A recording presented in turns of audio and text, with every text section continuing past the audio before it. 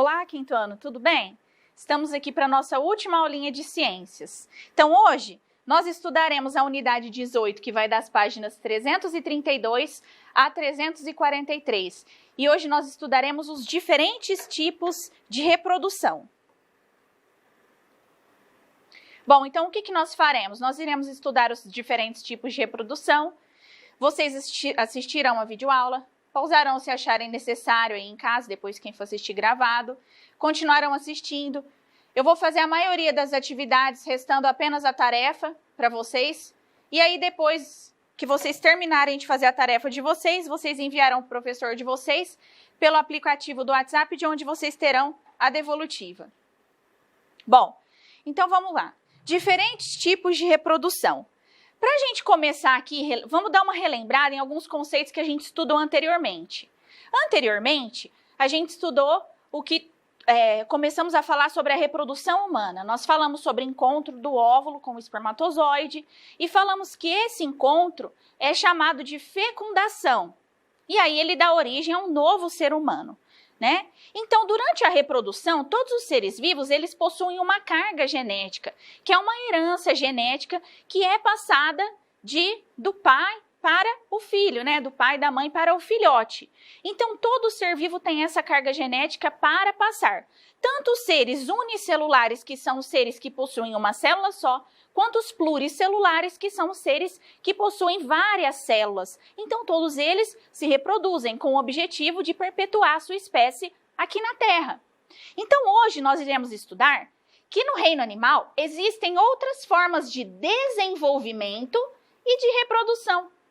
Como, por exemplo, os tubarões, existem espécies que colocam ovos, outras que dão à luz filhotes bem desenvolvidos e outras cujos filhotes se desenvolvem dentro do corpo da mãe. E aí, para a gente continuar esse assunto, a gente tem que relembrar que existe a fecundação interna, como eu acabei de falar, né? Que precisa de indivíduos de sexos diferentes, de um macho e a fêmea, que realizam a cópula e, através disso, eles formam um novo ser. Existe, então, a gente chama essa fecundação de fecundação interna. E existe também a fecundação externa, que é a dos peixes e dos anfíbios, que a fêmea lança os óvulos na água e o macho os espermatozoides que se fecundam dentro da água, certo? Então, esse é o tipo de fecundação externa ao corpo da mãe. Continuando. Então, aqui está o tubarão-tigre, Galeocerdo cuvier, se desenvolve em um ovo dentro do corpo da mãe. E você sabia que existem espécies que se reproduzem sem que haja a união dos gametas masculino e feminino? Então, aqui para a gente pensar, para vocês pensarem em casa, dá uma pesquisadinha, que é muito legal. A reprodução sexuada. Em muitas espécies de animais, inclusive nos seres humanos, a reprodução envolve indivíduos de sexos diferentes, que a professora acabou de falar anteriormente. Um macho e uma fêmea. Trata-se da reprodução sexuada. Mas mesmo entre os animais que se reproduzem dessa forma, existem diferenças quanto ao tipo de nascimento, quem quiser pegar o grifa-texto e grifar I, muito importante, e quanto ao desenvolvimento do filhote. Dependendo da espécie, ele pode desenvolver-se no interior de um ovo ou dentro do corpo da mãe. Animais vivíparos. Então, a maioria dos mamíferos tem uma característica em comum.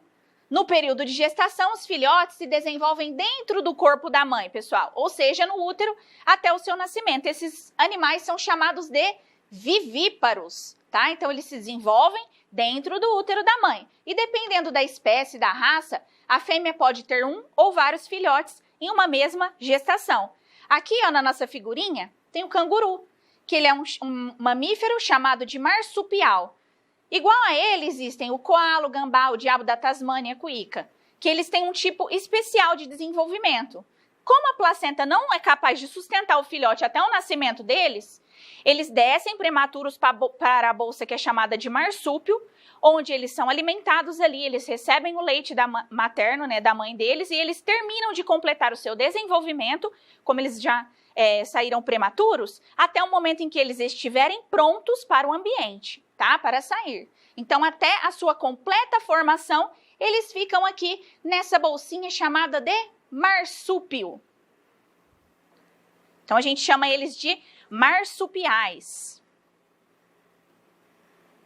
Aqui o filhote prematuro de canguru se alimentando dentro do marsúpio. Olha como que ele fica. Lá dentro, protegido do meio externo.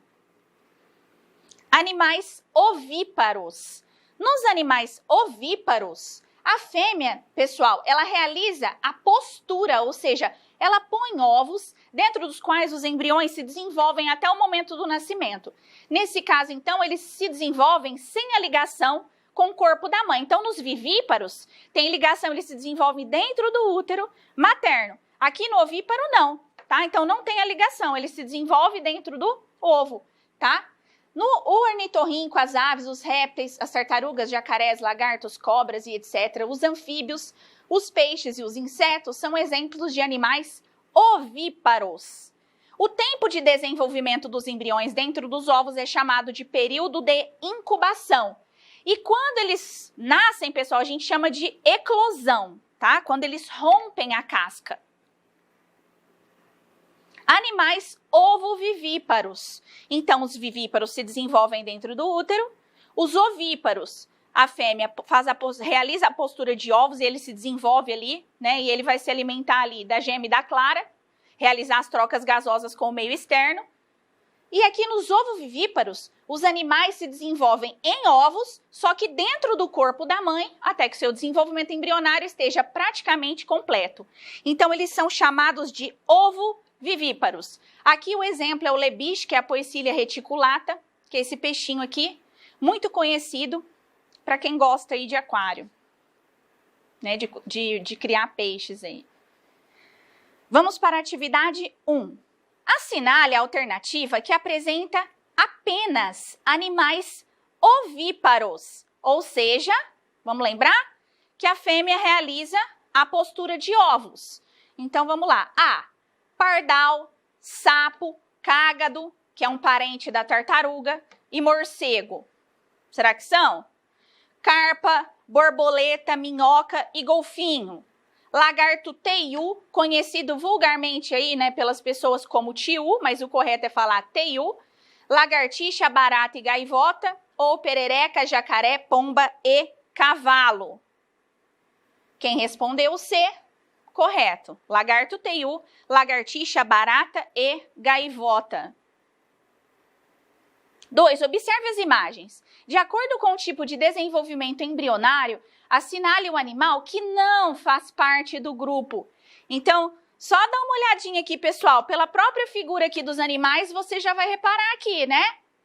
Aqui o chimpanzé e aqui o coala. O que será que nós falamos a respeito do coala? Dá uma relembradinha aí. O que a gente falou? Que ele tem um marsúpio, assim como o canguru. Aqui o urso panda e a girafa. Então, B, explique por que esse animal não faz parte do grupo. O coala não faz parte do grupo porque a fêmea dá à luz o filhote prematuro e sua formação se completa no marsúpio da mãe, onde é alimentado e protegido do meio externo, de predadores. Então, chegamos aqui no Você é o Cientista. Você estudou que os animais que se desenvolvem no interior do útero realizam trocas gasosas por meio da placenta e do cordão umbilical. Lembra que a gente falou isso na unidade anterior? Que proporciona a comunicação biológica entre a mãe e o feto. As trocas gasosas realizadas pelos animais consistem em absorver o gás oxigênio do ar e eliminar o gás carbônico para fora do corpo. Como você acha que animais que se desenvolvem dentro de um corpo fechado respiram? Você irá realizar um experimento a fim de auxiliar as investigações. Então, aí você pode pensar na sua casa, o que será que vai acontecer? Eu já sei, olhando minha apostila, tudo que vai de material. O que será que eu vou poder fazer para poder chegar à conclusão, ao objetivo desse experimento? Porque todo experimento ele tem um objetivo.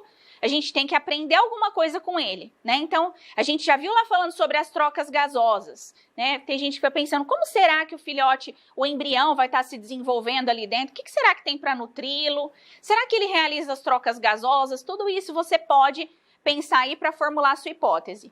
Quais são os materiais que nós iremos utilizar? Uma tigela, que pode ser qual você quiser aí na sua casa, quem quiser fazer em casa, que às vezes a mamãe já tem o corante porque faz algum bolo, alguma coisa assim. Água, corante de alimentos na cor azul, detergente, pode ser qualquer um, colher de chá, um ovo inteiro cru, uma colher grande, um copo e papel toalha. Pessoal, quem for fazer isso em casa, coloca uma luvinha para não ficar com as mãozinhas azuis. Então, a resposta aqui é pessoal. Então, procedimentos. Aqui a professora já fez. Despeje 1,5 xícaras de água em uma tigela. Pessoal, dependendo da tigela, não vai ter que ser mais água até cobrir os ovos, tá? Adicione 1 colher de chá de detergente líquido. Então, vamos pegar aqui a colher.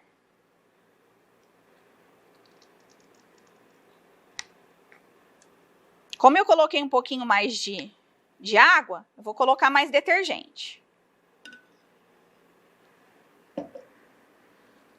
Coloque cuidadosamente o ovo na tigela. A professora já colocou aqui para não acontecer uma videocassetada aqui no meio da aula. E vamos misturar o corante também.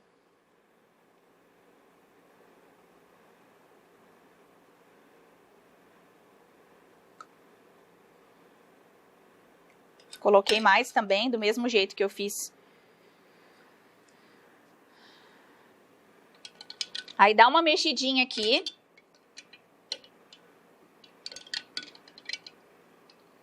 Cuidado para não quebrar o ovo, viu, pessoal, aí em casa. Aí, continuando. Certifique-se de que o ovo está submerso no líquido. Se parte do ovo estiver acima da superfície, acrescente mais água com o detergente líquido. Então, o meu tá certinho lá embaixo, eu não preciso acrescentar mais, ele tá coberto, tá? Nem quando a gente vai cozinhar ovo, a gente tem que cobrir o ovo para ele cozinhar igual por todas as partes. Quarto, aguarde 1 hora para fazer as observações.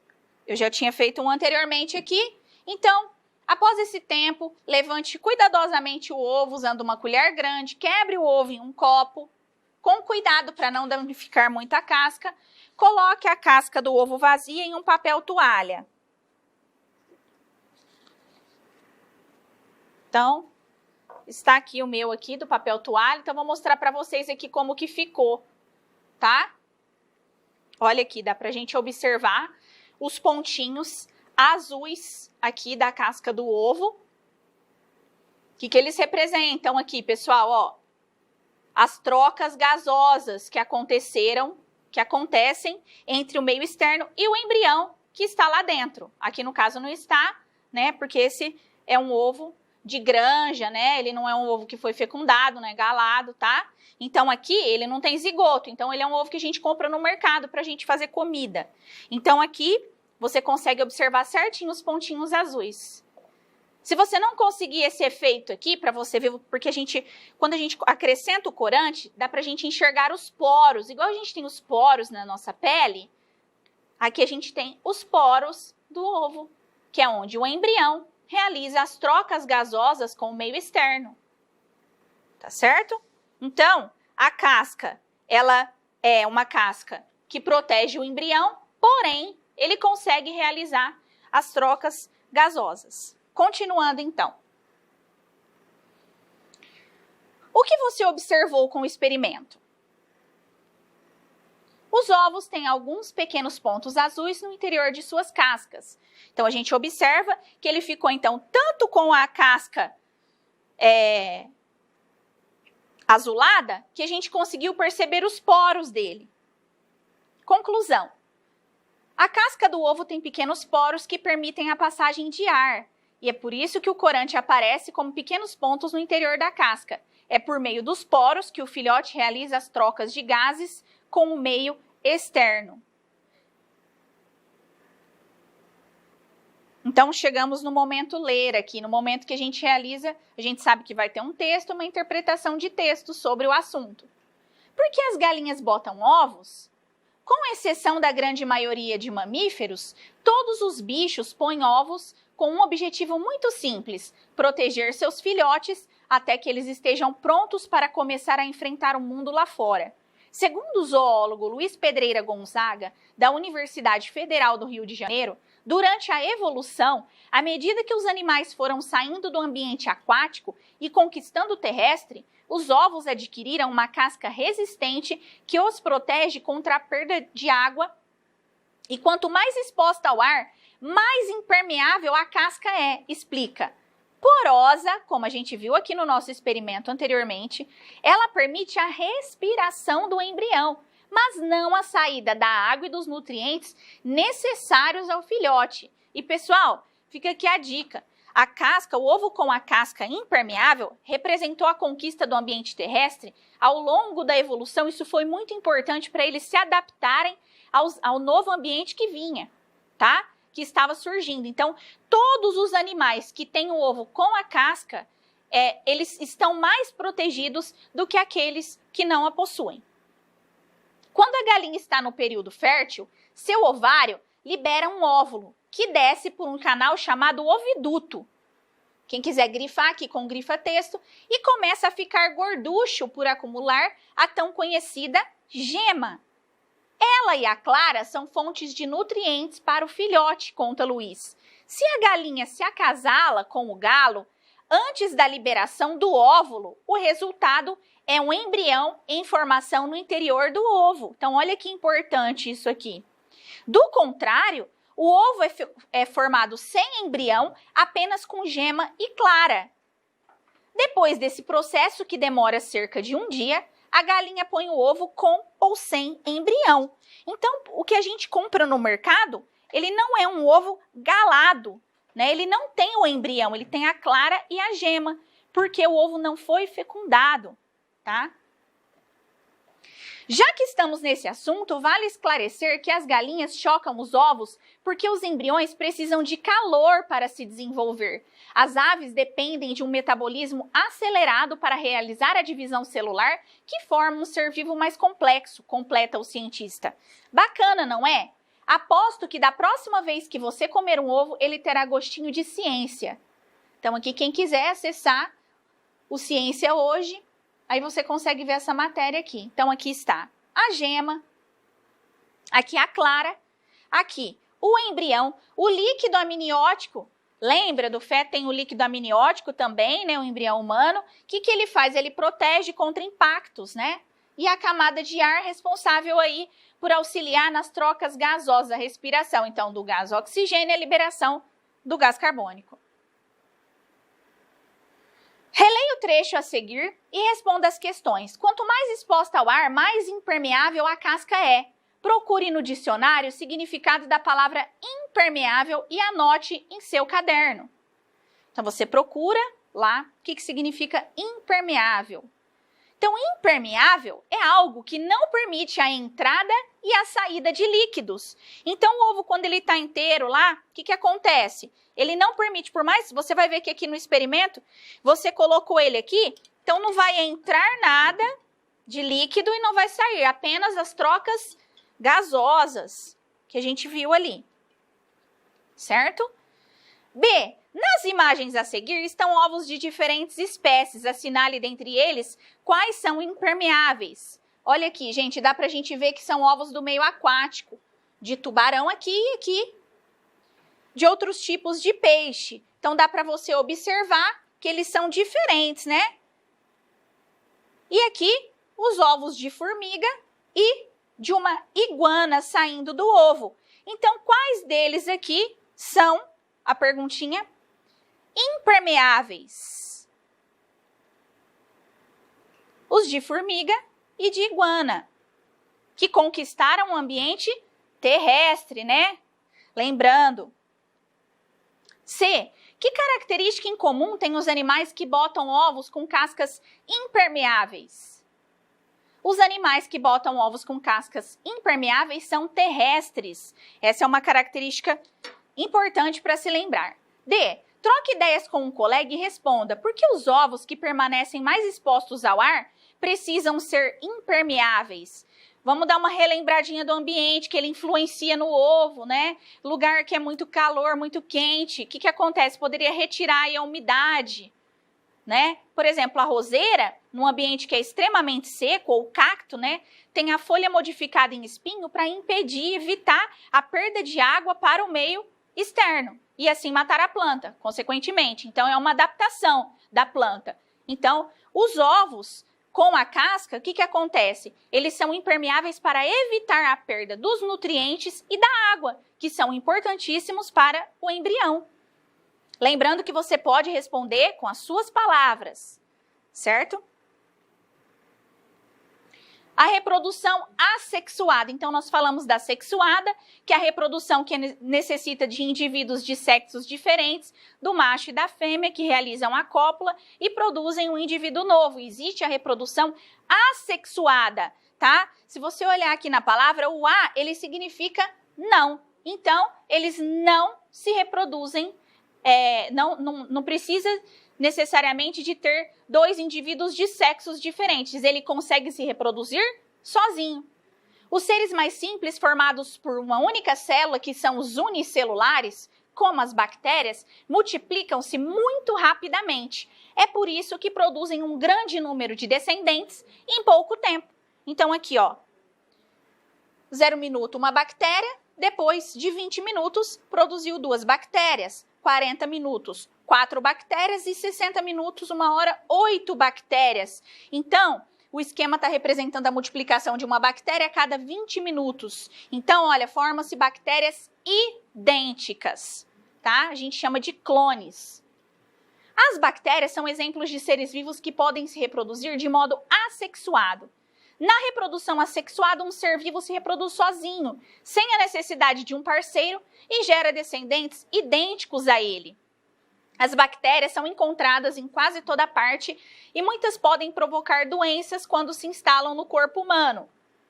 As bactérias têm outra característica, multiplicam-se muito rapidamente, se as condições forem boas. Portanto, para prevenir ou combater danos provocados por certo tipo de bactérias, é preciso procurar atendimento médico e seguir atentamente as orientações prescritas, como a dosagem e os horários corretos de ingestão dos medicamentos. Só para lembrar, pessoal, nem toda bactéria é maléfica, tá? Então, a gente tem também as bactérias que ajudam, né, o nosso organismo, tá?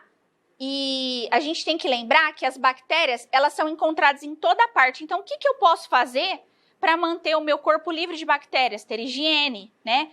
Então, não é só de bactérias, de outros tipos de seres vivos também. Então, a gente tem que se proteger tendo higiene sempre, ainda mais nessa época em que nós estamos vivendo aí.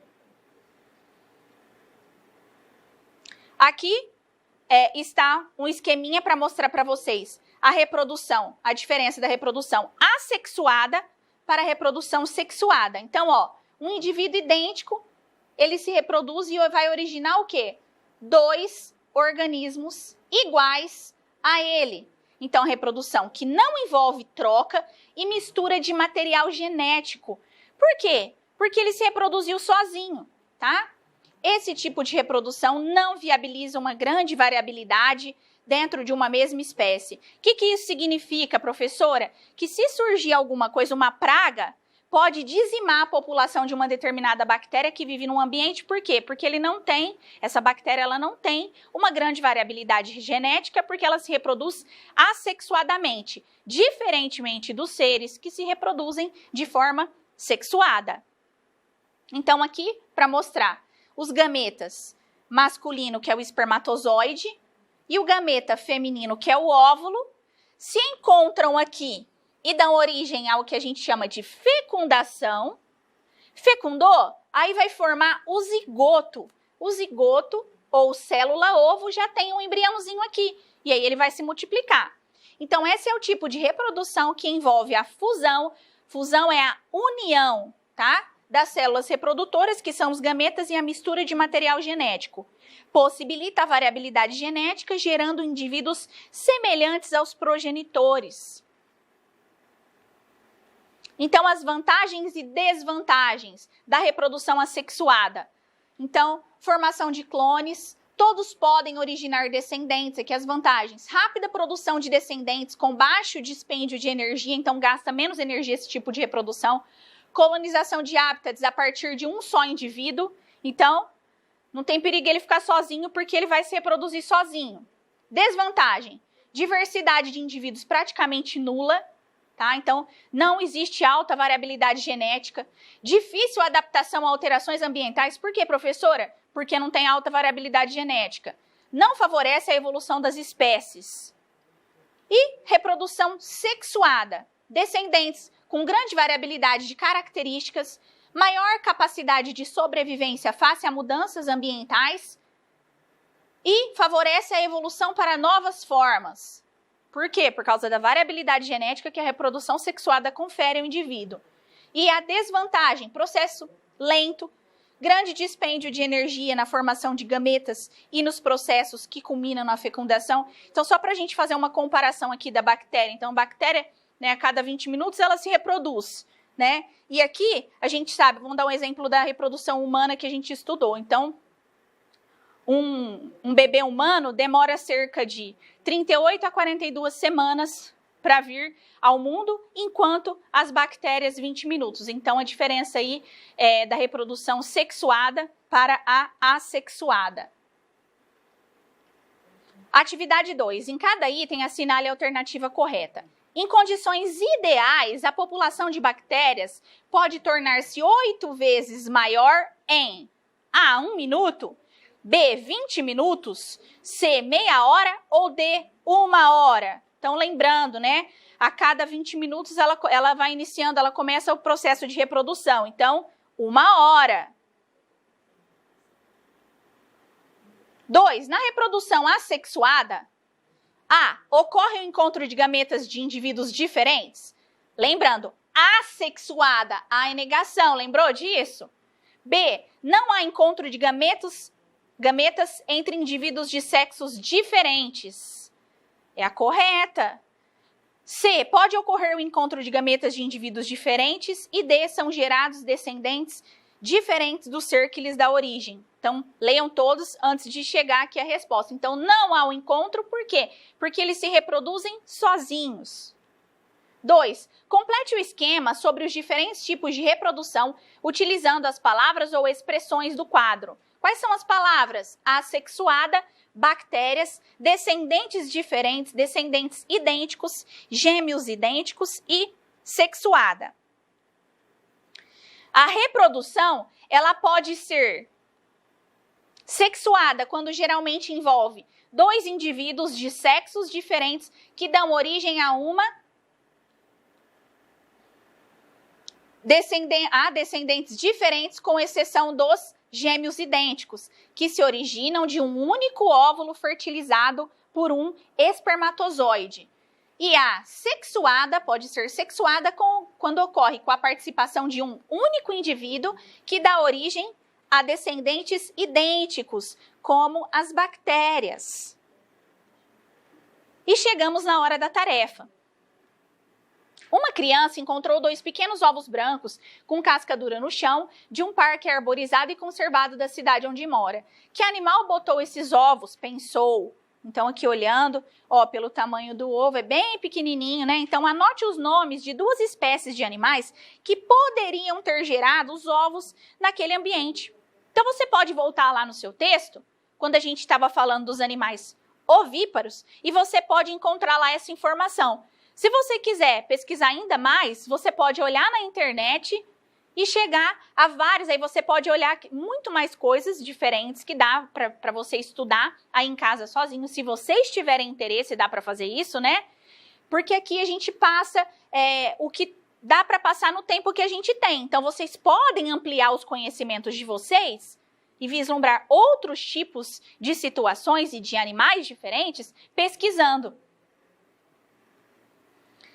2. Escreva na tabela as informações sobre o desenvolvimento embrionário de animais vivíparos e animais ovíparos. Então, você pode relembrar os conceitos de vivíparo e ovíparo.